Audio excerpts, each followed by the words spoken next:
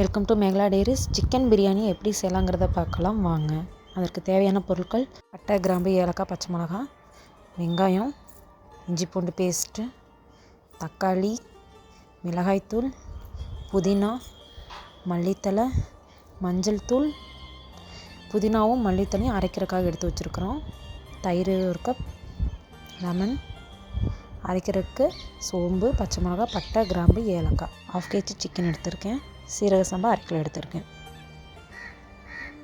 ஒரு பாத்திரத்தில் சிக்கனு, கல் உப்பு போட்டுக்கலாம். மஞ்சள் தூள்,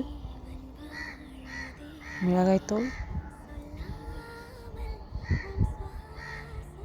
தயிர், இஞ்சி பூண்டு பேஸ்ட்டு போட்டு நல்லா மிக்ஸ் பண்ணி ஒரு 1/2 அன் ஹவர் ஊற வச்சுக்கலாம்.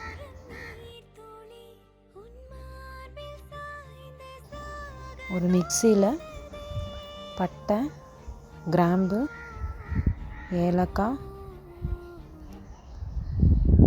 பச்சை மிளகாய், ஒரு 3 பச்சை மிளகாய் போட்டிருக்கேன், சோம்பு,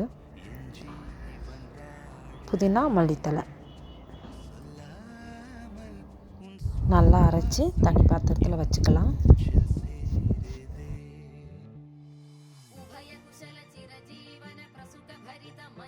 குக்கரில் எண்ணெயும் நெய்யும் விட்டு கொஞ்சம் ஹீட் ஆனோடனே ஏலக்காய், பட்டை, கிராம்பு, பிரியாணி இலை, வெங்காயம் போட்டு நல்லா மிக்ஸ் பண்ணிக்கலாம். வெங்காயம் நல்லா வதங்கணும். வெங்காயம் நல்லா வதங்கினோடனே இஞ்சி பூண்டு பேஸ்ட்டு ஒரு 100 கிராம் நம்ம ஆட் பண்ணிக்கலாம்.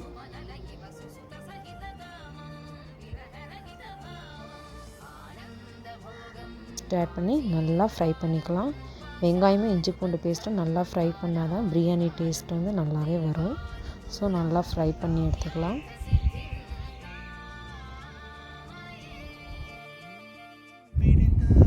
மிளகாய்த்தூள் 1 ஸ்பூன் போட்டுக்கலாம். நல்லா ஃப்ரை பண்ணிக்கலாம்.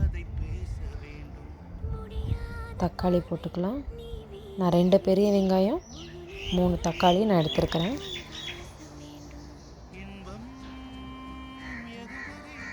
கல்லுப்பு போட்டு நல்லா மிக்ஸ் பண்ணிக்கலாம்.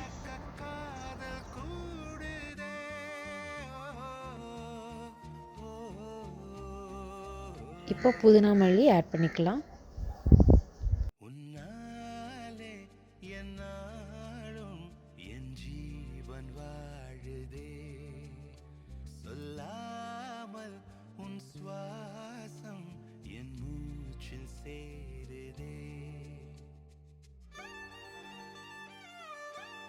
அரைச்சி வச்ச புதினா மல்லி, பட்டை, கிராம்பை நம்ம ஊற்றிக்கலாம்.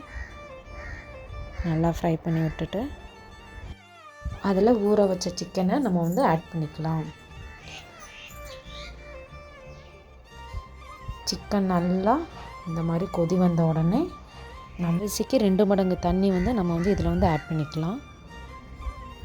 இந்த தண்ணியிலே சிக்கன் வந்து கொஞ்சம் நல்லா வேகட்டும். ஒரு 5 நிமிஷம் நல்லா வேகட்டும். அதுக்கப்புறம் நம்ம அரிசியை வந்து போட்டுக்கலாம்.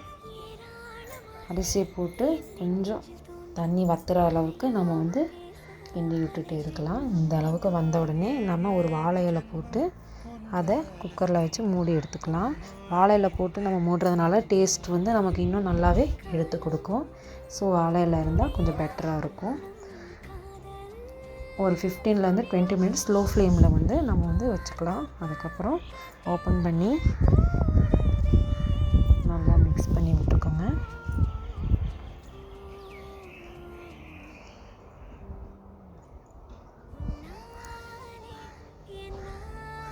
லெமன் லைட்டாக ஊற்றிக்கலாம். நல்லா மிக்ஸ் பண்ணி விட்டுட்டு நெய் கொஞ்சம் ஊற்றி இறக்கிக்கலாம். அவ்வளோதான். எங்கேயுமே இந்த மாதிரி ஒரு பிரியாணியை நம்ம சாப்பிட்ருக்க மாட்டோம். அந்தளவுக்கு டேஸ்ட் வந்து செம்மையாக இருக்கும். ஸோ கண்டிப்பாக ட்ரை பண்ணுங்கள். கண்டிப்பாக வீட்டில் ட்ரை பண்ணி பார்த்துட்டு டேஸ்ட் எப்படி இருக்குன்னு கமெண்டில் சொல்லுங்கள். மறக்காமல் நம்ம சேனலை லைக் பண்ணுங்கள், ஷேர் பண்ணுங்கள், கமெண்ட் பண்ணுங்கள், சப்ஸ்கிரைப் பண்ணுங்கள். தேங்க்யூ.